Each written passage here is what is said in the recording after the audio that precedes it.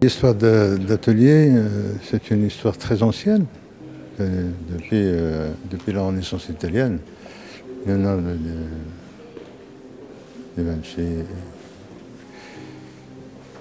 Ça veut dire que c'est un territoire, la plupart du temps, occupé par des gens, pas n'importe lesquels.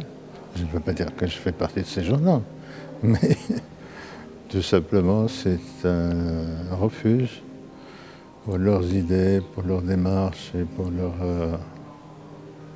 leur manière d'être dans la société. J'ai ce côté un peu nomade. Moi, j'aime bien me déplacer comme ça à travers différents espaces.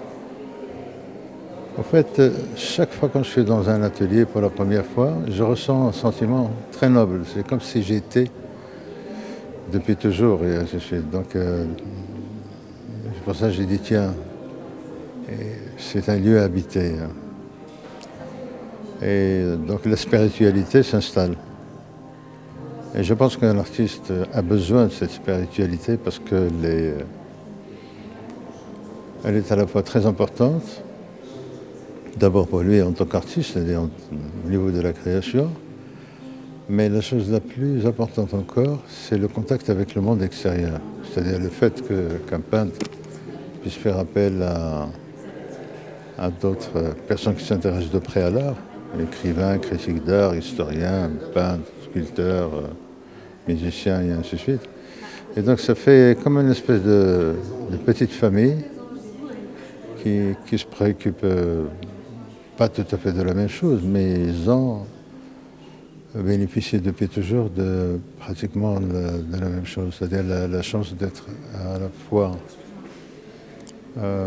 différent des autres, mais en même temps le plus proche des autres. Saad Hassani a eu une topographie d'atelier assez, on peut dire, originale,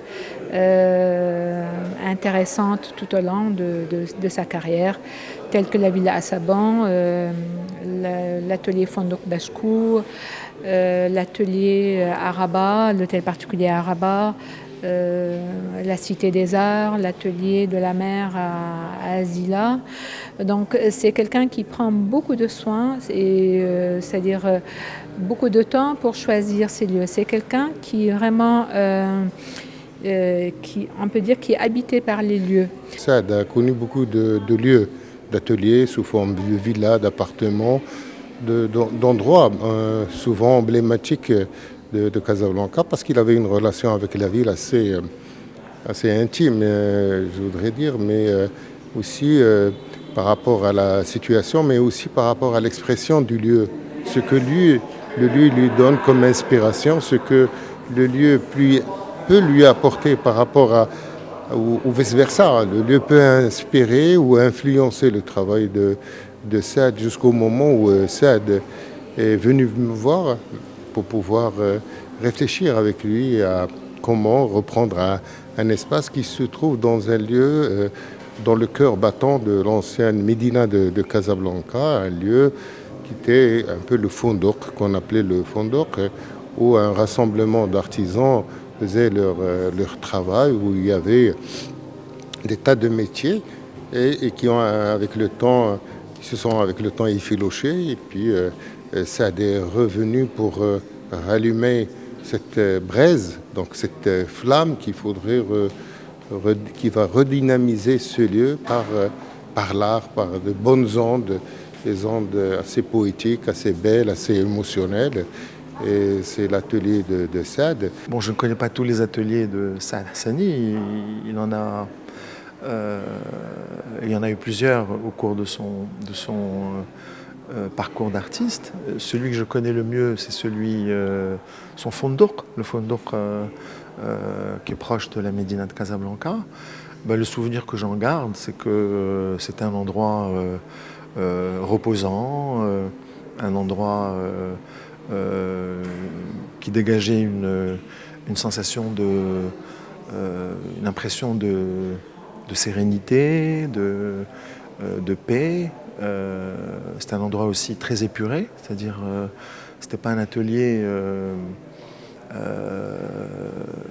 bric-à-brac ou un atelier un atelier d'exposition. Il n'y avait pas de toile exposée, c'était plutôt un lieu de convivialité, un lieu de sociabilité, un lieu qui permettait aux amis de vivre une parenthèse dans le tumulte de la vie et où les gens se retrouvaient de manière tout à fait fortuite, c'est-à-dire on était là, puis il y a des gens qui venaient, qui rentraient. Donc c'était une occasion de parler, d'échanger,